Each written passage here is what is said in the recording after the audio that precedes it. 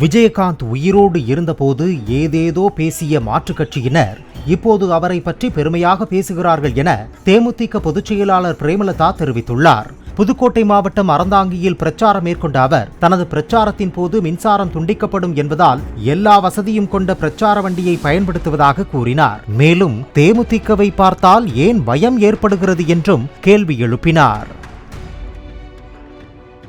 இப்போ கேப்டன் இருந்த வரைக்கும் அவர் அருமை தெரியல. எல்லாம் ஏளனம் பண்ணாங்க, யூடியூப்ல வீணா போனவங்க எதையோ போட்டாங்க. இதுங்க மறைஞ்ச பிறகு கேப்டனை மாதிரி ஒருத்தர் வருவாரா, கேப்டனை மாதிரி ஒரு நல்லவர் இருக்காரா, கேப்டனை மாதிரி மக்களுக்கு செய்தவர் யாராவது இருக்காங்களா அப்படின்னு இன்னைக்கு யூடியூப்ல ஆளாளுக்கு பேசிட்டு இருக்காங்க. ஏன் இருந்தப்ப அவர் அருமை யாருக்கும் தெரியலையா? ஏன் தெரியல? மக்களே உங்களை நான் கேட்கிறேன், ஏன் மக்களே மக்களே மக்களேன்னா உங்களுக்காகவே தான் போராடினார்.